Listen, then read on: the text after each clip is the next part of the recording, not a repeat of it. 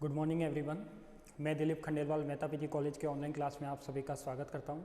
आज अपनी class third BSc first semester mechanics and oscillation में यूनिट नंबर फर्स्ट की बात अपन कर रहे थे।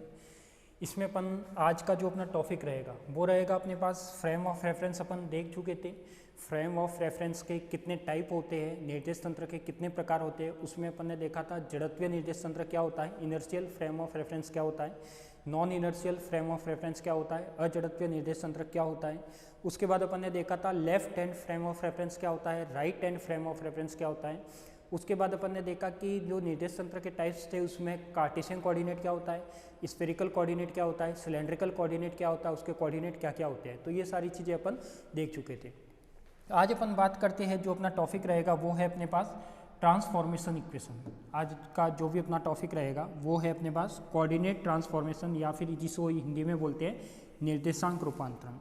निर्देशांक रूपांतरण का मीनिंग क्या हो सकता है, तो मुझे पता है कि निर्देशांक रूपांतरण दो फ्रेम ऑफ रेफरेंस के बीच का एक रिलेशन होता है। क्या होता है? एक रिलेशन होता है। तो आज अपन जो भी इस टॉपिक के रिलेटेड बात करेंगे वो है निर्देशांक रूपांतरण, या जो भी अपने पास एक फ्रेम ऑफ रेफरेंस में कोई कोऑर्डिनेट होते हैं दूसरे फ्रेम ऑफ रेफरेंस में वो उससे कैसे रिलेट करता है, वो उससे कैसे संबंध बनाता है दूसरे निर्देश तंत्र से, उसके बारे में अपन बात करेंगे।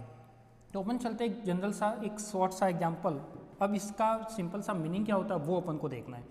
तो अपन ये देखते हैं कि यहाँ पे जब भी अपन बात करेंगे तो यहाँ पे मैंने एक जस्ट एग्जाम्पल के तौर पे बात करते हैं कि यहाँ पे जैसे मैंने आपको एग्जांपल दिया था कि मेरे फ्रेम ऑफ रेफरेंस होते हैं वो अलग अलग टाइप्स के होते हैं, यानी उसमें जो अपने देखने का तरीका है वो किसके सापेक्ष है, किसी के रिलेटिव में है, वो देखना होता है। तो यहाँ पे अपन ने जस्ट देखा था कि ये वाला अपन ने कोई एग्जाम्पल लिया था। ये क्या लिया था अपन ने? कोई एग्जाम्पल लिया था। यहाँ पे कोई ये प्लेग्राउंड था। ये क्या था अपने पास? कोई प्लेग्राउंड था। इसके बीच में कोई ट्री लगा रखा था। अब मैं एक तो देखता हूँ, एक ऑब्जर्वेशन जो फर्स्ट है, यदि एक जो इंसान है वो यहाँ से देख रहा है, इसके साइड में क्या बनी हुई थी अपने पास? कोई रोड बनी हुई थी। ये क्या थी अपने पास? कोई रोड थी।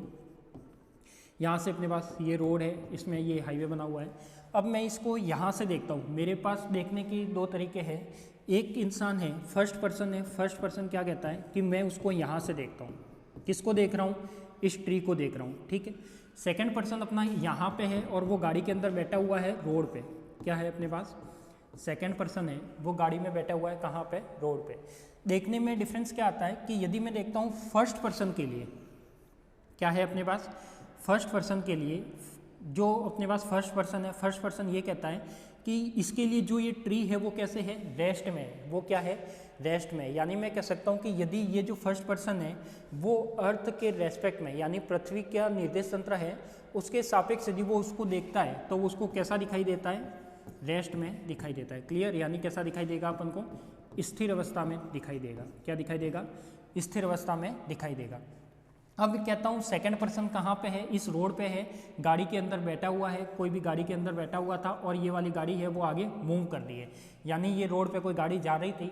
और जब वो अंदर से बैठा हुआ व्यक्ति देखेगा तो उसको क्या दिखेगा कि ये ट्री कहाँ जा रहा है? अपने पास पीछे की ओर मूव कर रहा है, यानी अब वो ट्री स्थिर न होकर क्या है? गतिशील है। तो देखो देखने के तरीके का यदि बेस है वो मेरे पास क्या हो गया? चेंज हो गया। एक पर्सन, एक ऑब्जर्वर यहाँ से देख रहा था, सेकंड ऑब्जर्वर यहाँ से देख रहा था। यहाँ से जो भी ऑब्जर्वर इसको देखता है तो वो उसको रेस्ट में दिखाई देता है। यहाँ से सेकंड ऑब्जर्वर जब भी कोई गाड़ी में मूव करता हुआ देखता है तो वो उसको क्या दिखाई देता है? जो ट्री था वो मूव अवस्था में दिखाई देता है, यानी चलता हुआ दिखाई देता है। और यदि ये आगे जा रहा है तो इसको ये ऐसे जाता हुआ दिखाई देगा। यदि गाड़ी ऐसे आ रही है तो फिर अपने पास ट्री ऐसे जाता हुआ दिखाई देगा, यानी अपन जिस डायरेक्शन में गाड़ी में गतिशील है उसके ऑपोजिट डायरेक्शन में वो जाता हुआ दिखाई देगा। अब मैं कह देता हूँ कि यदि ये फर्स्ट पर्सन है, यानी एक निर्देश तंत्र तो मैंने यहाँ बना दिया, नाम दे दिया मैंने क्या? एस। दूसरा निर्देश तंत्र मैंने यहाँ बना दिया, इसका जो क्या है मेरे पास? S dash. यानी दो निर्देश तंत्र हो गए, एक एस हो गया, दूसरा क्या हो गया? एस डैश हो गया। अब मैं कहता हूँ कि इसके जो कोऑर्डिनेट थे वो क्या थे? एक्स, वाई और जेड थे। इसके जो कोऑर्डिनेट थे वो क्या थे? एक्स डैश, वाई डैश और साथ में क्या था? जेड डैश था। ये अलग अलग कोऑर्डिनेट थे। निर्देश तंत्र अलग अलग है तो कोऑर्डिनेट भी अलग अलग है। अब मेरे पास घटना एक ही है। घटना क्या है घटना ये है कि मुझे देखना किसको है, ओनली फॉर इसको देखना है। किसको देखना है? इसी को देखना है। और जब भी इसी को देखना है इसका मतलब क्या होगा, अपने पास जो ऑब्जेक्ट है वो तो एक ही है, ऑब्जेक्ट तो क्या है, एक ही है, उसको देखने के तरीके हैं वो दो है, एक मैं देखता हूँ यहाँ से और एक देखता हूँ यहाँ से। तो जब भी मैं यहाँ से देखता हूँ तो इसके लिए जो इसकी पोजीशन है वो क्या है, एक्स वाई और जेड है। क्या है अपने पास, X Y Z. Second observer यहाँ पे है, सेकंड पर्सन यहाँ पे है, वो यदि इसको देखता है यानी इसके कोऑर्डिनेट कितने हैं, एक्स डैश वाई डैश और जेड डैश है, यानी देखने का तरीका ऑब्जेक्ट सेम है। यानी मैं कह सकता हूँ कि कोई भी इवेंट है या कोई घटना होने वाली है वो तो क्या है, एक ही घटना है, बट एक ही घटना के जो निर्देशांक है वो एस फ्रेम और एस डैश फ्रेम में दोनों में क्या होते हैं, डिफरेंट होते हैं। तो घटना तो एक ही हो, ऑब्जेक्ट एक ही हो, बट देखने का तरीका एस और एस डैश फ्रेम में क्या होगा, अलग अलग होगा। तो मैं कह सकता हूँ कि इस तरीके से जब भी ये अलग अलग होगा तो यहाँ पे अपन कह सकते हैं कि निर्देश तंत्र फर्स्ट और निर्देश तंत्र सेकंड में देखने का तरीका अलग अलग है। इसका मतलब यहाँ पे ये वाला निर्देश तंत्र के कोऑर्डिनेट और ये वाला निर्देश तंत्र के कोऑर्डिनेट यानी s is equal to S dash, इसमें कुछ रिलेशन आएगा। क्या आएगा, रिलेशन आएगा। अब रिलेशन में जैसे मैंने कह दिया कि एस डैश में coordinate X dash Y dash और जेड डैश है और इसके कोऑर्डिनेट है एक्स वाई और जेड है। इसका मतलब ये रिलेशन किसके बीच आएगा, इसमें बीच में आएगा। यानी एक एस फ्रेम और एक एस डैश फ्रेम में किसी भी एक ही घटना को देखा जाता है तो उसके बीच में जो कोऑर्डिनेट सिस्टम है या जो भी कोऑर्डिनेट होते हैं उस कोऑर्डिनेट में क्या होता है अपने पास, उसके बीच में कोई रिलेशन बनता है और वही जो समीकरण बनते हैं या रिलेशन बनाने के लिए जो इक्वेशन बनाई जाती है वही कहलाती है अपने पास क्या, निर्देशांक रूपांतरण समीकरण, या जिसे अपन बोलते हैं ट्रांसफॉर्मेशन इक्वेशन। तो ये वाला कंसेप्ट आपको समझ में आ गया होगा कि अपने पास एक एस फ्रेम है, सेकेंड अपने पास क्या है, एस डैश फ्रेम है। तो एस और एस डैश फ्रेम इन दोनों के बीच का जो भी रिलेशन बनेगा वो क्या बनेगा अपने पास, फ्रेम ऑफ रेफरेंस का बनेगा। नहीं, तो ये क्या बनेगा अपने पास, एस और एस डैश फ्रेम में बनेगा। क्लियर। अब अपन बात करते हैं कि ये इसमें जो भी ट्रांसफॉर्मेशन इक्वेशन आएगी वो कैसे आएगी वो अपन को देखनी है। तो अपन बढ़ते आगे, तो पहले तो ये एक घटना आपको समझ में आ गई होगी। अब अपन देखते हैं कि ये निर्देशांक रूपांतरण होता क्या है। क्या देखना है अपन को कि एक निर्देशांक रूपांतरण होता क्या है। तो फर्स्ट अपन बात करते हैं किसकी, इस कोऑर्डिनेट ट्रांसफॉर्मेशन की। देखो यहाँ पे निर्देशांक रूपांतरण का मीनिंग बताया गया कि ये निर्देशांक रूपांतरण क्या होता है। अब जब भी अपन यहाँ पे देखते हैं तो यहाँ पे देखते हैं तो इस यहाँ पता लगता है कि ये रूपांतरण में क्या क्या लिखा जाता है। तो सबसे पहले तो अपन क्या पढ़ते हैं कि ट्रांसफॉर्मेशन इक्वेशन क्या होती है, यानी इसकी डेफिनेशन क्या कहती है। क्या कहती है इसकी डेफिनेशन, क्या कहती है। तो इसकी डेफिनेशन अपन ने जो देखी वही है। वो डेफिनेशन क्या कहती है कि किसी घटना के लिए क्या है अपने पास, किसी घटना के लिए एक ही निर्देश तंत्र में लिए गए प्रेक्षण, एक ही निर्देश तंत्र में यानी एस फ्रेम में लिए गए ऑब्जर्वेशन, उसी घटना के लिए सेम ऑब्जेक्ट या सेम घटना है उसी के लिए दूसरे निर्देश तंत्र में लिए गए प्रेक्षण, यानी एक एस फ्रेम है और दूसरा एस डैश फ्रेम है और दोनों में घटना होने वाली है या जो ऑब्जेक्ट है वो एक ही है। तो निर्देश तंत्र के प्रेक्षण के मध्य संबंध बताने वाले समीकरण को ही क्या कहते हैं, रूपांतरण समीकरण कहते हैं। क्या कहते हैं, रूपांतरण समीकरण। आपको नोट्स में भी यही सारी चीज़ें लिखनी है जो मैंने आपके सामने लिखी हुई है। तो अपन इंग्लिश में लिखा हुआ है कि the equation that describes the relationship between the observation taken in one frame of reference, यानी वन फ्रेम ऑफ रेफरेंस में जो भी ऑब्जर्वेशन होगा उसी इवेंट का an event and observation of the same event, same event यानी उसी घटने की बात कर रहे हैं। अनदर फ्रेम ऑफ रेफरेंस, जो अपने पास अनदर फ्रेम ऑफ रेफरेंस है वो क्या है, एस डैश है। इज कॉल्ड क्या होगा, ट्रांसफॉर्मेशन इक्वेशन। यानी एक ही घटना का एक फ्रेम से दूसरे फ्रेम में संबंध बताया जाए तो वही क्या होगा, इसका रूपांतरण समीकरण होगा। फिर अपन बात करते हैं, सेकंड लिखा है कि जब भी कोई निर्देश तंत्र होते हैं तो मैं कह सकता हूँ कि कई बार अपने पास इक्वेशन ऐसी आएगी जो टाइम डिपेंडेंट होगी, यानी एक निर्देश तंत्र दूसरे के रेस्पेक्ट में यदि वो मूव करता है तो हो सकता है वो टाइम डिपेंडेंट हो सकता है वो टाइम इंडिपेंडेंट हो। तो आगे अपन उसी की बात कर रहे हैं कि यदि निर्देश तंत्र के मध्य कोई आपेक्षिक गति नहीं होती है, कोई आपेक्षिक गति नहीं होती, इसका मतलब क्या है कि दोनों निर्देश तंत्र एस और एस डैश फ्रेम है वो एक कांस्टेंट डिस्टेंस पर स्थित है। क्या है अपने पास, कांस्टेंट डिस्टेंस पर स्थित है, यानी वो एक दूसरे के रेस्पेक्ट में गतिशील नहीं है। वो केवल कहाँ है, एक फ्रेम यहाँ है तो दूसरा फ्रेम इसी तरीके से है, यानी एक कांस्टेंट डिस्टेंस पर स्थिर है। इसलिए वो कह रहा है कि इसके बीच में कोई आपेक्षिक गति नहीं होती, कोई भी रिलेटिव मोशन नहीं होता। और केवल स्थानांतरण अथवा नियत कोण से घूर्णन होता है।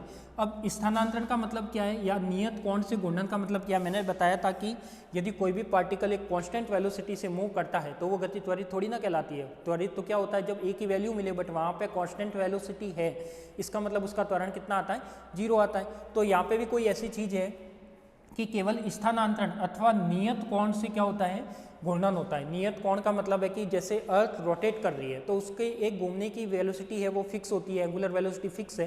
तो मैं कह सकता हूँ कि एक नियत कोण से वो क्या कर रहा है, घूर्णन कर रहा है। और नियत कोण से घूर्णन कर रहा है इसका मतलब वो क्या होना चाहिए अपने पास, क्या बताएगा कि रूपांतरण समीकरण समय अनाश्रित होता है, यानी ये टाइम पर डिपेंड नहीं करता है। तो यहाँ पे मैं कह सकता हूँ कि जब भी दो फ्रेम एक दूसरे के रिलेटिव नहीं होते या एक दूसरे के रिलेटिव में व्यक्त नहीं होते या एक दूसरे के मध्य संबंध नहीं बताते, या फिर मैं कह सकता हूँ कि दो निर्देश तंत्र थे, दोनों ही क्या थे अपने पास, एक रेस्ट पोजीशन पे थे, उनके बीच एक फिक्स कांस्टेंट क्या थी, डिस्टेंस थी, तो मैं कह सकता हूँ कि वो क्या होगा अपने पास, टाइम इंडिपेंडेंट होगा। तो यहाँ पे भी अपन ने वही लिखा है, there is no relative motion, कोई भी रिलेटिव मोशन नहीं होता एक दूसरे के रेस्पेक्ट में between the frame of reference and only translation और रोटेशनल मोशन, या फिर कोई एंगुलर वेलोसिटी से क्या करता है, कोई रोटेशनल मोशन करता है, फिक्स्ड एंगल से करता है, तो then the transformation equation is क्या होती है, टाइम इंडिपेंडेंट होती है। तो उस ट्रांसफॉर्मेशन इक्वेशन को अपन क्या मानते हैं, टाइम इंडिपेंडेंट मानते हैं। फिर अपन बात करते हैं थर्ड पॉइंट, यदि मैं कहता हूं कि एक फ्रेम ऑफ रेफरेंस, दो फ्रेम ऑफ रेफरेंस थे, एक इनिशियल पॉइंट पर दोनों स्थित थे, यानी एक फ्रेम ऑफ रेफरेंस यहाँ है और दूसरा फ्रेम ऑफ रेफरेंस भी क्या है, यहाँ है। अब मैं कहता हूं कि यदि एक फ्रेम ऑफ रेफरेंस कुछ टाइम बाद मूव करना स्टार्ट करता है, जब भी वो मूव करना स्टार्ट करता है तो ये वाला जो फ्रेम ऑफ रेफरेंस है वो कुछ टाइम बाद कहाँ आ गया, ऐसे चलकर यहाँ पे आ गया, यानी एक फ्रेम ऑफ रेफरेंस तो यहीं पर रह गया, यानी एस और एस डैश पहले क्या था, इनिशियल टाइम में दोनों एक दूसरे पर इनिशियल टाइम सेम था, बट कुछ टाइम बाद जो सेकंड फ्रेम ऑफ रेफरेंस है वो चलकर कहाँ आ गया, आगे आ गया, यानी उसके बीच में ये जो एस डैश फ्रेम है वो एस के रेस्पेक्ट में आगे मूव करके गया है। इसका मतलब मैं कह सकता हूँ कि वो क्या होना चाहिए, टाइम डिपेंडेंट होना चाहिए। तो यहाँ से लिख सकते हैं कि there is any relative motion, कोई भी रिलेटिव मोशन होगा between the frame of reference then the transformation equation is time independent. तो जब भी मैं कहता हूँ कि किसी भी निर्देश तंत्र के मध्य कोई आपेक्षिक गति होती है, किसी के रेस्पेक्ट में गति होती है, तो वो रूपांतरण समीकरण क्या कहलाएगा, समय आश्रित कहलाएगा। क्या कहलाएगा, टाइम डिपेंडेंट कहलाएगा। तो इसमें आपको यही चीज़ें ध्यान रखनी है क्या, कि निर्देशांक रूपांतरण समीकरण क्या होता है, तो एक ही घटना के दो निर्देश तंत्र से ऑब्जर्वेशन लिए जाए और उसके बीच में संबंध बताया जाए तो वो क्या होता है, रूपांतरण समीकरण होता है या निर्देशांक रूपांतरण समीकरण होता है। सेकेंड चीज कहती है कि यदि दो निर्देश तंत्र एक दूसरे के रेस्पेक्ट में गति नहीं करते, यानी उसके बीच में कोई आपेक्षिक गति नहीं होती, तो उसकी जो भी ट्रांसफॉर्मेशन इक्वेशन होगी वो क्या होगी, टाइम इंडिपेंडेंट होगी। यदि वो निर्देश तंत्र एक दूसरे के रेस्पेक्ट में गतिशील है, मूव करते हैं किसी के रेस्पेक्ट में, तो वो क्या होगा, टाइम डिपेंडेंट होगा। ठीक है, तो ये चीज़ आपको क्लियर होगी। तो ये जो सारा कंसेप्ट है वो किसका है, ट्रांसफॉर्मेशन इक्वेशन का है, निर्देशांक रूपांतरण का है। फिर बढ़ते आगे, अब इसमें अपन को एक डायग्राम भी बनाना है। देखो यहाँ पे अपन ने लिखा है कि एक फर्स्ट पॉइंट है, स्थानांतरित निर्देश तंत्र के लिए रूपांतरण समीकरण। स्थानांतरित का मतलब क्या होता है कि दो निर्देश तंत्र हैं और दोनों ही निर्देश तंत्र एक दूसरे से फिक्स कांस्टेंट दूरी पर क्या है, स्थित है। तो यहाँ पे अपन एक निर्देश तंत्र का डायग्राम ड्रॉ करेंगे, उस डायग्राम में क्या होगा अपने पास वो देखना है। तो यहाँ पे अपन देखते हैं कि कोई भी निर्देश तंत्र ड्रॉ करना है, तो उस निर्देश तंत्र को ड्रॉ करने के लिए अपन यहाँ पे क्या करेंगे, डायग्राम की हेल्प लेंगे। तो फर्स्ट देखते हैं अपन क्या अपन निर्देश तंत्र को ड्रॉ करते हैं कि निर्देश तंत्र कैसे बनेगा। तो देखो यहाँ पे जो भी डायग्राम बनेगा वो क्या बनेगा, फर्स्ट तो मैं लेता हूँ कि मुझे क्या लेना है, दो निर्देश तंत्र लेने, एक एस फ्रेम और दूसरा एस डैश फ्रेम। तो यहाँ पे मैं दो निर्देश तंत्र ले लेता हूँ, एक तो ले लिया मैंने क्या, एस फ्रेम, और दूसरा मैंने क्या ले लिया, ये हो गया अपने पास वाई फ्रेम। ठीक है, अब यहाँ पे एक एक्स एक्सिस है, एक क्या है, ये तो अपना क्या हो गया एक्स एक्सिस, और ये क्या हो गया वाई एक्सिस, और तीसरा होता है अपने पास क्या, जेड एक्सिस। तो तीसरा अपन ने ये ले लिया कि ये क्या है अपना जेड एक्सिस है, ये जेड एक्सिस, ये क्या हो जाएगा जेड एक्सिस। अब मैं कहता हूँ कि जो निर्देश तंत्र था उसमें क्या है अपने पास, दो निर्देश तंत्र लेने हैं, तो एक निर्देश तंत्र और लेना है। तो ये तो था मेरे पास एस, और दूसरा मैं ले लेता हूँ क्या, वाई।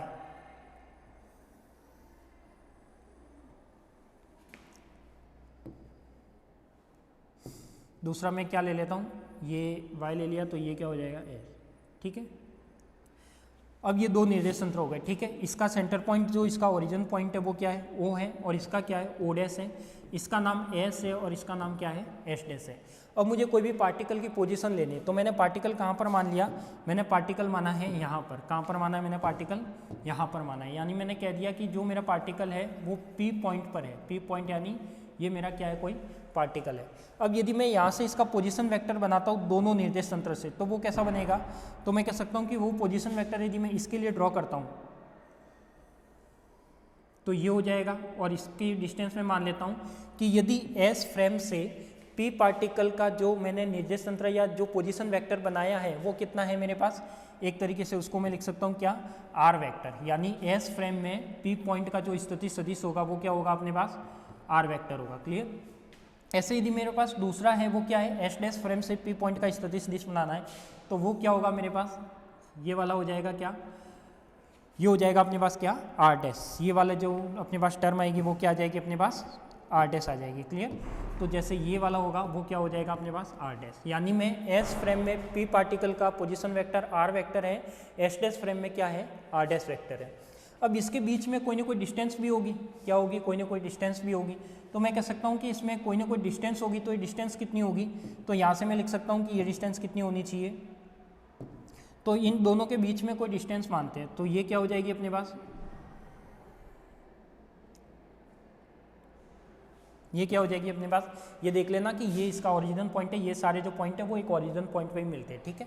तो यहाँ पे क्या हो जाएगा अपने पास कि देखो अपन ने डायग्राम ड्रॉ कर लिया। इस डायग्राम में अपन ने ये माना है कि एक एस फ्रेम है और एक एस डैश है, दोनों ही एक स्थिर पोजीशन में स्थित है। कोई पॉइंट पी था, यानी पॉइंट पी यानी ऑब्जेक्ट एक ही होना चाहिए, तो ये अपना क्या था, कोई पॉइंट पी था। ये क्या था अपने पास, कोई पॉइंट क्या था, कोई ऑब्जर्वेशन था या कोई ऑब्जेक्ट था, वो क्या था, पी था।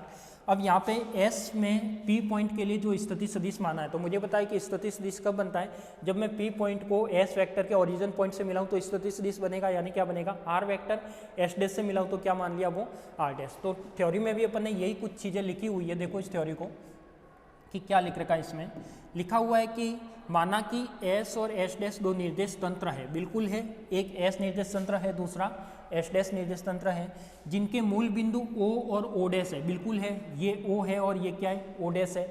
फिर वो कह रहा है कि मूल बिंदु पर प्रेक्षक स्थित है, मूल बिंदु पर प्रेक्षक स्थित है, यानी मेरे पास दो ऑब्जर्वर है, एक तो यहाँ पे है और एक यहाँ पे है, तो दो ऑब्जर्वर है, एक यहाँ पे और एक यहाँ पे। तो मैं कह सकता हूँ कि मूल बिंदु पर प्रेक्षक स्थित है, O और O डैश के मध्य विस्थापन क्या है, वो R0 है। इस R0 को ऐसे न लिखकर आप ऐसे लिखना, क्या है ये, R0 है। यानी मैं कह सकता हूँ O और O डैश के बीच में जो डिस्प्लेसमेंट है वो कितना है, R0 है। कितना है, R0। यानी ये वाला एक जो R0 है वो क्या है, कॉन्स्टेंट है, यानी फिक्स है। यानी मैं कह सकता हूँ कि ये R0 क्या है, फिक्स है। तो यहाँ पे लिखा है कि किसी कण P का निर्देश तंत्र S में स्थिति सदिश क्या होगा अपने पास, R वेक्टर होगा। तो ये अपन ने R वेक्टर बना ही लिया है। ऐसे अपने पास लिखा है कि S डैश निर्देश तंत्र में कण का स्थिति सदिश क्या होगा, R डैश होगा, तो वो भी R डैश अपन ने बना ही लिया। यही सेम चीज़ यहाँ भी लिखी हुई है। Let S and S dash be two coordinate system है, यहाँ पे S और S डैश, उसके ओरिजिन पॉइंट है वो O और O डैश है। Observation are located at the origin, observer जो भी है वो O और O डैश पर है। This displacement between the O and O dash is R0, यानी यहाँ पे जो डिस्प्लेसमेंट है वो कितना है अपने पास, R0 है। The position vector of A particle P in the reference of frame R vector and S dash में है वो क्या है अपने पास, R डैश। तो ये थ्योरी आपको क्या करनी है, लिखनी है। क्लियर। तो ये डायग्राम सभी को क्लियर होगा। अब इसके अकॉर्डिंग मैं ट्रांसफॉर्मेशन इक्वेशन बनाऊंगा, तो वो इक्वेशन कैसे बनेगी वो देखो। यहाँ पे O से P, यहाँ पे क्या है अपने पास, O से P वेक्टर है वो कितना है, R वेक्टर है। ऐसे ही अपने पास O डैश से P है वो कितना है, R डैश वेक्टर है। और O से O डैश का जो डिस्प्लेसमेंट है वो कितना है, R0 है। और ये क्या अपने पास एक कांस्टेंट है, ये क्या है अपने पास एक कांस्टेंट है। क्लियर। तो मैं कह सकता हूँ कि ये वाला है वो क्या होगा अपने पास, कांस्टेंट होगा। अब मैं बात करता हूँ O और O डैश की, तो यहाँ पे देखो एक सदिश त्रिभुज नियम लग रहा है, यानी वेक्टर ट्राइंगल लॉ लग रहा है।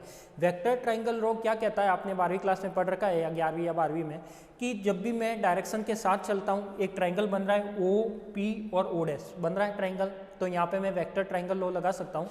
यदि मैं डायरेक्शन के साथ चलूँगा, यानी O से P चलूँगा, फिर P से O डैश आऊँगा और O डैश से O आऊँगा, ऐसे चलूँगा।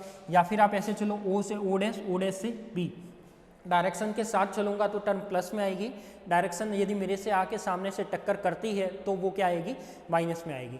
तो यहाँ पे मैं लिख सकता हूँ कि इस डायरेक्शन की ट्रांसफॉर्मेशन इक्वेशन क्या आएगी, मैं इक्वेशन लिख देता हूँ यहाँ पे कि जो भी ट्रांसफॉर्मेशन इक्वेशन आएगी वो क्या आएगी। देखो सबसे पहले ओ से पी जाओगे तो कहाँ आएगा, ओ से पी, फिर क्या है अपने पास, यहाँ से मैं चला था डायरेक्शन के साथ चला था, अब आगे डायरेक्शन मेरे से टक्कर कर रही है यानी ओ डैश से पी क्या है, माइनस में आ जाएगा ओ डैश पी। यदि मैं यहाँ से वापस यहाँ आऊँगा तो भी डायरेक्शन मेरे से टक्कर करेगी तो क्या हो जाएगा, O dash is equal to कितना हो जाएगा, 0। तो मैं लिख सकता हूँ कि यहाँ पे ये टर्म बनेगी ओ पी यानी क्या है अपने पास, आर वेक्टर माइनस का आर डैश वेक्टर और माइनस का क्या हो जाएगा, R not vector is equal to क्या हो जाएगा, 0।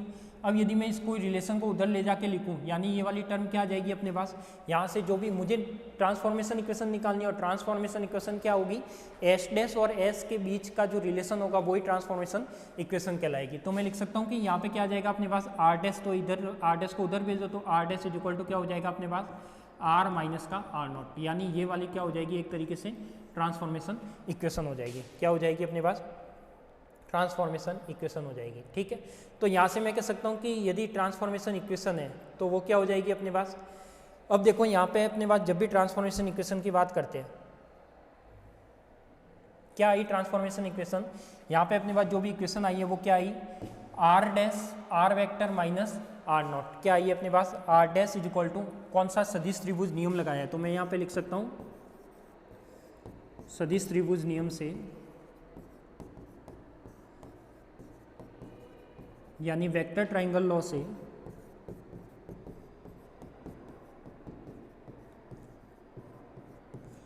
वेक्टर ट्राइंगल लॉ से बात करता हूं तो ये वाली टर्म आई है मेरे पास, R dash is equal to हो जाएगा क्या, आर वेक्टर माइनस का क्या हो जाएगा, आर नॉट वेक्टर, ये टर्म आई है।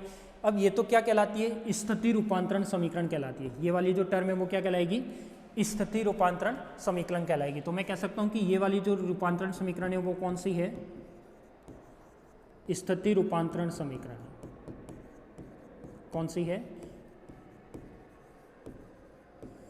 स्थिति रूपांतरण समीकरण। तो ये तो क्या हो जाएगी, स्थिति रूपांतरण समीकरण। अब मैं क्या करता हूँ, इसी का यदि टाइम के रेस्पेक्ट में क्या करता हूँ, डेरिवेटिव करता हूँ, क्या करता हूँ, ये क्या कहलाती है, पोजीशन ट्रांसफॉर्मेशन इक्वेशन कहलाती है। यदि मैं टाइम के रेस्पेक्ट में इसी का डेरिवेटिव करता हूँ, क्या करता हूँ, टाइम का डेरिवेटिव यानी एक बार टी के रेस्पेक्ट में अवकलन करने पर, यानी ये क्या हो जाएगा, डी आर डैश अपॉन में क्या हो जाएगा, D T is equal to हो जाएगा डी आर अपॉन में क्या हो जाएगा, डी टी माइनस का हो जाएगा डी आर नॉट अपॉन में डी टी। अब मुझे पता है कि ये जो आर नॉट था वो एक कांस्टेंट डिस्टेंस थी, यानी ये वैल्यू क्या थी अपने पास, एक कांस्टेंट थी, यानी मैं लिख सकता हूँ कि ये क्या हो जाएगा, डी आर डैश, यानी इसको मैं वी डैश वेक्टर लिख सकता हूँ, इसको मैं v लिख सकता हूँ, माइनस का क्या हो जाएगा, 0, यानी v dash is equal to क्या हो जाएगा, v हो जाएगा। क्लियर। तो देखो स्थिति रूपांतरण समीकरण देखी तो यहाँ पे ये रूपांतरण समीकरण क्या थी, r dash is equal to position vector r में कुछ प्लस माइनस होना है, यानी ये r डैश तो क्या है, s डैश फ्रेम में p पॉइंट का पोजीशन वेक्टर है, r वेक्टर क्या है, s फ्रेम में p पॉइंट का पोजीशन वेक्टर है, और r नॉट क्या है, यहाँ पे दोनों के बीच की एक कांस्टेंट डिस्टेंस है। तो यहाँ पे स्थिति रूपांतरण समीकरण आ रही थी वो ये थी कि जो s डैश का रिलेशन s के साथ है बट उसमें कुछ प्लस माइनस हो रहा है। क्लियर। यदि मैं उसका वेलोसिटी निकालता हूँ, यानी ये क्या कहलाएगी अपने पास, वेलोसिटी ट्रांसफॉर्मेशन इक्वेशन, या क्या कहलाएगी, वेग रूपांतरण समीकरण, क्या कहलाएगी, वेग रूपांतरण समीकरण, यानी वेलोसिटी ट्रांसफॉर्मेशन इक्वेशन। और ये क्या होगी, यदि मैंने टाइम के रेस्पेक्ट में डेरिवेटिव किया, आर नॉट की वैल्यू की वजह से ये क्या आ गया, 0 आ गया, यानी V dash is equal to V, यानी यहाँ पे क्या पता लगता है, v इज इक्वल टू क्या है अपने पास, वी डैश है, यानी एस डैश फ्रेम में पार्टिकल की वेलोसिटी वी डैश है और एस फ्रेम में पार्टिकल की वेलोसिटी v है। इसका मतलब मैं कह सकता हूँ ये भी दोनों क्या होती है, वेक्टर क्वांटिटी होती है। तो ये भी क्या आएगा अपने पास, एक तरीके से रूपांतरण समीकरण होगा, कौन सा, वेग रूपांतरण समीकरण। एक बार और डेरिवेटिव करूंगा, डी वी अपॉन में D T is equal to क्या हो जाएगा, डी वी डैश अपॉन में डी टी, तो ये भी क्या बनेगा अपने पास, A is equal to A dash. यानी मैं कह सकता हूँ कि वेलोसिटी और त्वरण रूपांतरण समीकरण में दोनों एस फ्रेम में और एस डैश फ्रेम में दोनों ही एक जैसी है, परंतु पोजीशन स्थिति रूपांतरण समीकरण है उसमें दोनों की पोजीशन एक जैसी नहीं है, यानी उसमें दोनों की पोजीशन क्या है अपने पास, इसमें दोनों की पोजीशन क्या है अपने पास, अलग अलग है। तो मैं कह सकता हूँ कि वेलोसिटी और ए में तो क्या है, चेंजेज है, बाकी आर अपना क्या है, अलग है। ठीक है। अब नेक्स्ट बात करते हैं अपन यहाँ पे अपन ने उसी का रिजल्ट लिखा है जो अपन ने लिखा था। तो इसमें देखो जो स्थिति रूपांतरण समीकरण आई थी वो क्या आई अपने पास, R dash vector is equal to R minus का आर नॉट वेक्टर आया था। ये तो क्या थी, स्थिति रूपांतरण समीकरण। यदि वेलोसिटी रूपांतरण निकाली तो वो क्या आया, V dash is equal to V, एक बार टाइम के रेस्पेक्ट में डेरिवेटिव किया तो ये आया। ऐसे अपने पास त्वरण निकाला तो ए डैश इज इक्वल टू क्या आया, ए आया। यानी मैं कह सकता हूँ कि ये क्या है अपने पास त्वरण रूपांतरण समीकरण है। ऐसे यदि मैं कहता हूँ कि F is equal to M A से फोर्स निकालता हूँ तो फोर्स क्या कर लो, m से मल्टीप्लाई कर लो तो M A dash is equal to M A, तो ये क्या हो जाएगा अपने पास फोर्स हो जाएगा। ठीक है, M A dash is equal to M A, यानी ये क्या हो गया अपने पास F dash is equal to F हो जाएगा। क्लियर।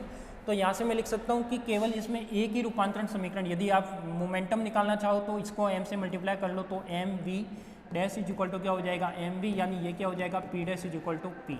तो यहाँ पे देखो जितनी भी रूपांतरण समीकरण आ रही है उस रूपांतरण समीकरण में एक पोजीशन ही ऐसी रूपांतरण समीकरण है जिसमें कुछ प्लस माइनस हो रहा है। बाकी चाहे वेलोसिटी ले लो, एक्सेलरेशन ले लो, फोर्स ले लो या मोमेंटम ले लो, इन सारों में कोई भी चेंज नहीं होगा, यानी पार्टिकल जैसा था वैसा ही दिखाई देगा। यानी एस फ्रेम में पार्टिकल की वेलोसिटी हो चाहे एस डैश फ्रेम में पार्टिकल की वेलोसिटी हो, दोनों क्या दिखाई देगी, एक जैसी दिखाई देगी, इक्वल दिखाई देगी। परंतु यहाँ पे जो पोजीशन है वो दोनों की क्या होगी, अलग अलग होगी। यानी एक ही पार्टिकल को मैं एस से देखूँ और एस डैश के ओरिजिन पॉइंट से देखूँ तो दोनों की पोजीशन क्या मिलेगी, अलग मिलेगी। तो इसी का रिजल्ट लिखा है देखो यहाँ पे, केवल स्थानांतरित निर्देश तंत्र में एस डैश में कण की स्थिति भिन्न भिन्न होती है परंतु उसका वेग और त्वरण निर्देश तंत्र में मापित मानों के समान होगा। क्या लिखा है, केवल स्थानांतरित निर्देश तंत्र में एस और एस डैश में कण की स्थिति भिन्न होती है। स्थिति भिन्न यानी पोजीशन दोनों में क्या मिल रही है, अलग अलग मिल रही है। तो उसी का अपन को रिजल्ट लिखना है कि एस और एस डैश में जो पोजीशन है वो क्या होगी, डिफरेंट होगी। और आगे अपन ने लिखा है कि उसका वेलोसिटी, वेग और त्वरण क्या होगा अपने पास, सेम होगा। तो देखो यहाँ पे वेलोसिटी, एक्सेलरेशन, फोर्स, मोमेंटम ये सारा क्या है, सेम है। यानी एक पोजीशन चेंज होती है, बाकी सब कुछ क्या रहता है, एस और एस डैश में सेम रहता है। क्लियर। और ये वाली जो रूपांतरण समीकरण है वो क्या कहलाती है, टाइम इंडिपेंडेंट कहलाती है। क्यों, क्योंकि अपने पास आर नॉट क्या था, कांस्टेंट था। यानी दोनों पोजीशन वेक्टर के बीच की जो डिस्टेंस थी आर नॉट वो क्या थी, कांस्टेंट थी। तो ये तो अपन ने बात की कि जब भी कोई दो निर्देश तंत्र एक ही बिंदु पर स्थिर है और दोनों के बीच में कुछ कांस्टेंट डिस्टेंस है तो अपने पास रूपांतरण समीकरण ये आती हैं। और ये कंसेप्ट आपको पूरा लिखना है।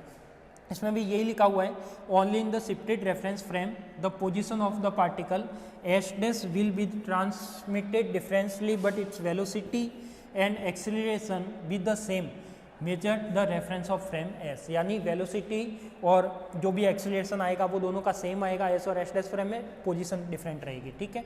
ऐसे ही ट्रांसफॉर्मेशन इक्वेशन है वो क्या होती है, ये टाइम इंडिपेंडेंट कहलाती है। यानी टाइम पर इसकी कोई भी डिपेंडेंसी नहीं है। यदि एक निर्देश तंत्र दूसरे निर्देश तंत्र के रेस्पेक्ट में मूव करता तो फिर अपने पास क्या आता, वो आता टाइम डिपेंडेंट आता। ठीक है। तो ये तो किसकी बात की कि जब भी दो निर्देश तंत्र एक दूसरे के रेस्पेक्ट में मूव नहीं कर रहे थे तो उसकी position vector, force, velocity, acceleration, momentum क्या क्या आएगा। अब अपन बात करते हैं नेक्स्ट की। नेक्स्ट में दूसरा केस है और वो केस ये है, एक समान आपेक्षिक स्थानांतरण गति करते हुए निर्देश तंत्र में रूपांतरण समीकरण। यानी दो फ्रेम ऑफ रेफरेंस है और वो एक दूसरे के रेस्पेक्ट में क्या कर रहे हैं, मूव कर रहे हैं। तो अपन को वापस एक फ्रेम ऑफ रेफरेंस ड्रॉ करना होगा। तो यहाँ पे देखो एक फ्रेम ऑफ रेफरेंस तो ये ले लिया, फिर अपन ने दूसरा फ्रेम ऑफ रेफरेंस ये ले लिया, दूसरा फ्रेम ऑफ रेफरेंस ये ले लिया। ठीक है। इसमें जो पोजीशन, दूसरा फ्रेम ऑफ रेफरेंस ये तो लिया मैंने, क्या इसका नाम दे दिया एस। क्या नाम दे दिया, एस। दूसरा लेना अपन को एस डैश, तो ये मैंने ले लिया ये। लाइन थोड़ी ऊपर नीचे हो तो वो देख लेना आप। ठीक है। दूसरा मैंने ले लिया क्या, एस डैश।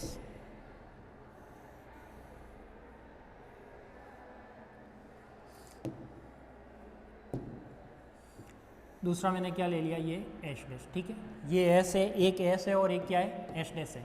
पार्टिकल की पोजीशन वही थी अपने पास, पी पार्टिकल की पोजीशन थी, तो वो पार्टिकल क्या है अपने पास, पी है। इन दोनों के जो पोजीशन वेक्टर लिए थे, एस फ्रेम से जो पोजीशन वेक्टर होता है वो क्या होता है, आर वेक्टर होता है। ऐसे यदि आर डैश जो एस डैश फ्रेम से लिया वो इसका क्या होता है, ये तो क्या है अपना आर वेक्टर है। और ऐसे ही अपने पास जो दूसरा लिया है वो क्या है अपने पास, पोजीशन वेक्टर है, वो क्या है अपने पास, ये आर डैश है। ठीक है। तो यहाँ पे दो पोजीशन वेक्टर हो गए, एक तो हो गया आर वेक्टर, दूसरा हो गया अपने पास आर डैश वेक्टर।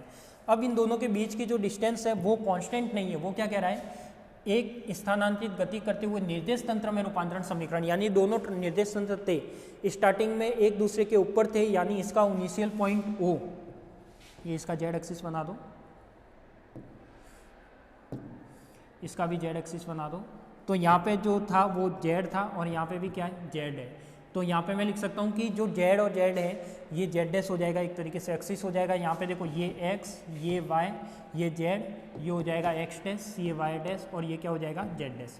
अब यहाँ पे इसके दोनों के बीच का जो डिस्टेंस है वो दोनों निर्देश तंत्र एक दूसरे के ऊपर थे, कुछ टाइम बाद एक निर्देश तंत्र इस टाइप से गति कर गया, यानी एस डैश फ्रेम एस के रेस्पेक्ट में वी वेलोसिटी से मूव कर गया। यानी जब भी वो वी वेलोसिटी से मूव करता है, इसका मतलब मुझे क्या मैंने क्या माना कि कोई एस डैश निर्देश तंत्र है, एस डैश है वो एस के सापेक्ष वी वेग से, यानी वी वेलोसिटी से, वी वेग से टी समय में गति करता है। क्या करता है, टी समय में गति करता है। तो उसकी दूरी कैसे निकालोगे, मतलब ये जब इनिशियल पॉइंट ओ और ओ डैश पहले क्या थे, एक ही पॉइंट पर थे, अब दोनों क्या हो गए, डिफरेंट हो गए, यानी एक निर्देश तंत्र कुछ दूरी चलकर आगे चला गया, यानी ओ और ओ डैश जो इनिशियल पॉइंट पर थे अब वो इनिशियल पॉइंट पर नहीं रहे। तो उसकी डिस्टेंस क्या आ जाएगी, तो ये वाली जो डिस्टेंस आएगी, ये वाली, ये क्या हो जाएगी अपने पास। तो ये मुझे पता है कि ये वैसे होता तो क्या इसका डिस्प्लेसमेंट होता है कितना, आर नॉट, कितना होता है अपने पास, आर नॉट होता है। तो ये तो मैंने क्या लिख दिया, आर नॉट, ठीक है। अब ये आर नॉट है वो कैसे निकालेंगे, तो यहाँ से मैं निकाल सकता हूँ कि वी वेग से टी समय में वो आगे गया है, इसका मतलब ये आर नॉट की वैल्यू कितनी, वेग इज इक्वल टू दूरी बटे समय होता है, तो वेग दूरी कितनी, समय कितना, यानी यहाँ से मैं वैल्यू निकाल सकता हूँ R not is equal to क्या, वी टी, यानी ये टाइम पर डिपेंड कर रहा है, यानी आर नॉट की जो वैल्यू है वो यहाँ पे क्या हो जाएगी, R not is equal to V और टी हो जाएगा। क्लियर। तो यहाँ से मैं लिख सकता हूँ, तो यहाँ पे मैंने इसी डायग्राम की थ्योरी लिखी हुई है, यदि निर्देश तंत्र एस डैश और निर्देश तंत्र एस के सापेक्ष नियत वेग वी से स्थिति स्थानांतरीय गति करता है, यानी एस डैश फ्रेम एस के सापेक्ष नियत या कांस्टेंट वेलोसिटी वी से मूव करता है, यानी मैं कह सकता हूँ कि इसकी वेलोसिटी क्या है, वी है। तो यहाँ से लिख सकते हैं कि निर्देश तंत्र के अक्ष तो समांतर रहते हैं परंतु स्थिति समय पर निर्भर नहीं रहती, बिल्कुल, क्योंकि अक्ष तो एक दूसरे के पैरेलल ही है, एक्स ऐसा ही है, एक्स डैश भी ऐसा ही है, वाई ऐसा है तो वाई डैश ऐसा है, जेड ऐसा है तो जेड डैश ऐसा है, वो तो समांतर रहेंगे। बट पार्टिकल की पोजीशन चेंज हो गई, क्यों, पहले आर था अब आर डैश है और दोनों के बीच में टाइम के रेस्पेक्ट में क्या आया, कुछ चेंज आया। तो ये चेंज कैसे आएगा, तो इसकी मैं यदि इक्वेशन लिखता हूँ तो वही ट्रांसफॉर्मेशन इक्वेशन पहले कौन सी लिखोगे, पोजीशन की लिखोगे। तो यहाँ पर जो चीज़ लिखी हुई है वो यही है कि if the reference frame S dash move in translation motion with a constant velocity, V velocity से मूव करता है relative to the reference frame S के रेस्पेक्ट में मूव करेगा, then the axis of the frame will remains parallel, और ये position होगी वो क्या होगी, टाइम डिपेंडेंट होगी। क्या होगी, टाइम डिपेंडेंट होगी। तो अपन कह सकते हैं, नेक्स्ट पॉइंट लिखा है, यदि प्रारंभ में t इज इक्वल टू 0 पर दोनों निर्देश तंत्र मूल बिंदु संपाती थे, t इज इक्वल टू 0 पर o और o डैश एक दूसरे के ऊपर थे, अब वो s डैश फ्रेम में वो s के रेस्पेक्ट में थोड़ा सा v वेलोसिटी से आगे बढ़ गया, तो उसकी जो डिस्टेंस आई वो कितनी आई, r नॉट आई, और r naught is equal to क्या हो जाएगा, vt, वेग इज इक्वल टू दूरी बटा समय, यानी वेलोसिटी अपॉन में टाइम। तो वेलोसिटी इज इक्वल टू क्या होता है, डिस्टेंस अपॉन में टाइम, तो वो क्या होगी, डिस्टेंस आर नॉट है, टाइम थी था, तो आर नॉट की वैल्यू कितनी, वी टी। अब देखो जो स्थिति रूपांतरण समीकरण आएगी वो क्या आएगी, यहाँ पे देखो यदि मैं लिखता हूँ, अपने पास अभी पहले निकाली थी R is equal to R minus का आर नॉट, ये वाली इक्वेशन निकाली थी, तो ये तो क्या कहलाएगी, अपनी स्थिति रूपांतरण समीकरण कहलाएगी। बट अब यहाँ पर आर नॉट है वो कांस्टेंट नहीं है, उसी तरीके से निकालनी है जो अभी अपन ने पहले निकाली वेक्टर ट्राइंगल लॉ से।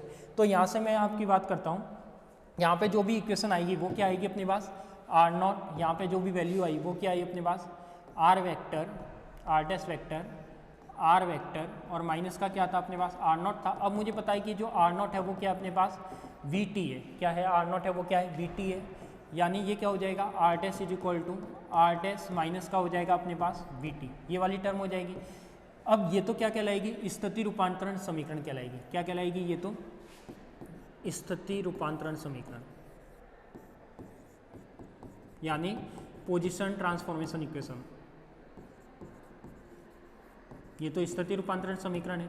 यदि मैं इसकी वेलोसिटी निकालूं या वेलोसिटी वाली टर्म निकालूं या वेग रूपांतरण समीकरण निकालूं, तो टाइम के रेस्पेक्ट में डेरिवेटिव करूंगा तो ये क्या हो जाएगा, डी आर डैश अपॉन में D T is equal to, ये आर डैश नहीं है यहाँ पर, ये वाला है वो आर डैश नहीं है, ये चीज़ जान लेना, ठीक है, ये आ रही है।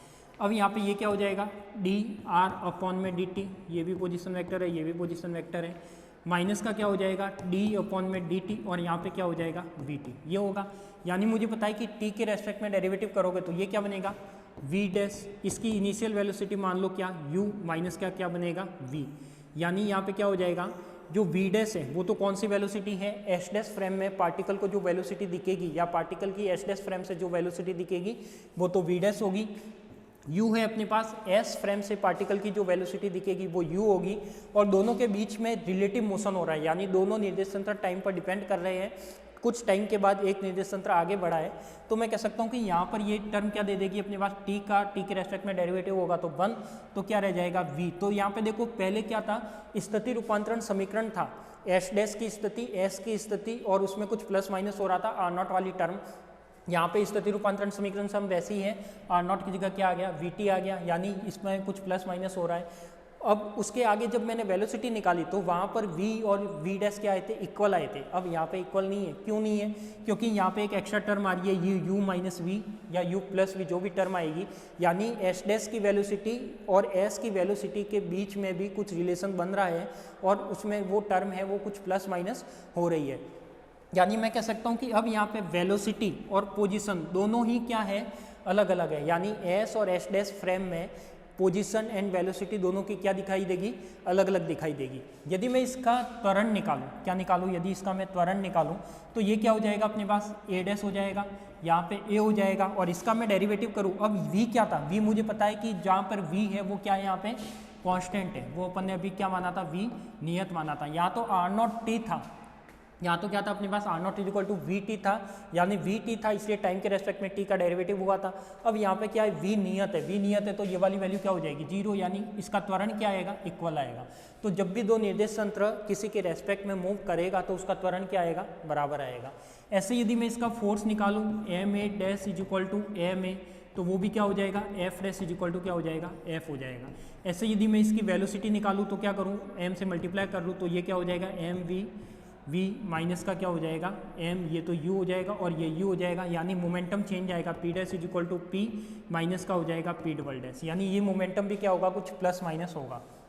तो इसमें सेम क्या दिखेगा, एक तो मुझे सेम दिखेगा एक्सेलरेशन और एक सेम दिखेगा मुझे फोर्स। और देखो यहाँ पे पोजीशन और वेलोसिटी और मोमेंटम ये सारे क्या दिखेंगे, मुझे डिफरेंट दिखेंगे। तो इसका ही मैंने रिजल्ट लिखा है। इससे स्पष्ट है कि स्थिति और वेग परिवर्तित होते हैं, बिल्कुल होते हैं। स्थिति और वेग में कुछ प्लस माइनस हो रहा है, आर डैश और आर, वी डैश और वी, वो दोनों इक्वल नहीं है। इसका मतलब मैं कह सकता हूँ यहाँ पे कुछ क्या हो रहा है, प्लस माइनस हो रहा है।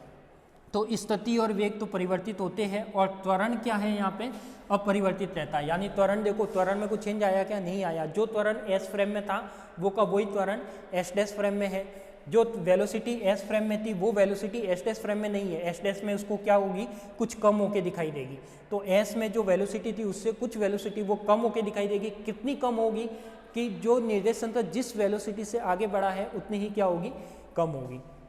तो मैं कह सकता हूँ कि यहाँ पे त्वरण क्या रहेगा, अपरिवर्तित रहेगा। यानी जो पोजीशन है वो velocity change and acceleration remains unchanged. तो एक्सेलरेशन, वेलोसिटी और क्या जो पोजीशन है वो तो चेंज होगी, और एक्सेलरेशन फोर्स चेंज नहीं होंगे। तो यही जो रूपांतरण समीकरण है वो क्या कहलाता है, समय आश्रित रूपांतरण समीकरण कहलाता है। यानी इसमें t की वजह से v की वजह से कुछ चेंज आया है, यानी निर्देशांतर जब वो आगे बढ़ा है तो इसमें कुछ चेंज आया, वो इसी की वजह से आया है।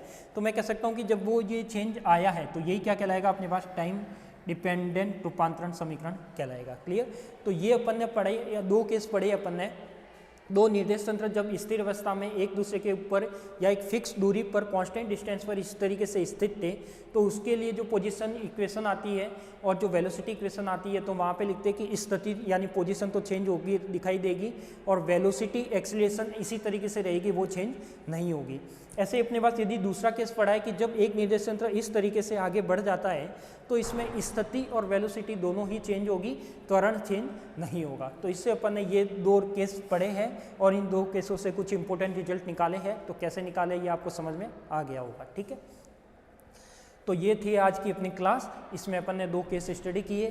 कल अपन एक केस स्टडी करेंगे कि जब भी कोई एक निर्देश तंत्र दूसरे निर्देश तंत्र के रेस्पेक्ट में रोटेट करना लगता है, क्या करने लगता है, रोटेट करने लगता है, यानी एक निर्देश तंत्र दूसरे निर्देश तंत्र के रेस्पेक्ट में घूर्णन करता है, तो क्या उसमें पोजीशन चेंज होती है, क्या वेलोसिटी चेंज होती है, एक्सेलरेशन चेंज होता है, वो सारी चीज़ें अपन को देखनी है। तो आज तो अपन ने यही देखा है कि निर्देश तंत्र जब 2 स्थिर अवस्था में होते हैं तो उसकी स्थिति तो परिवर्तित दिखाई देती है, वेग त्वरण समान दिखाई देता है। जब भी एक निर्देश तंत्र दूसरे निर्देश तंत्र के रेस्पेक्ट में v वेलोसिटी से मूव करता है तो स्थिति और वेग अलग अलग दिखाई देते हैं। त्वरण, मोमेंटम, ये सारा क्या होगा, त्वरण सेम दिखाई देगा, बाकी सब डिफरेंट दिखाई देगा। ठीक है, तो आज थी अपनी ये क्लास।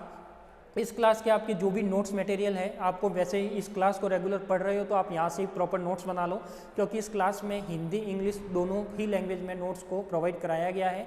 जैसे जैसे आप मैंने लिखा है इस स्लाइड के बेस पे इस नोट्स में, वैसे का वैसे आप अपनी कॉपी में नोट्स में लिख सकते हो, और जो मैं बोर्ड पर लिखता हूँ वो आपको 100% लिखना ही है। बाकी आपको कॉलेज की वेबसाइट पर सारे नोट्स है वो अपलोड करा दिए जाएंगे। ठीक है, तो आज के लिए तो इतना ही, मिलते हैं अपन नेक्स्ट क्लास में। Thank you.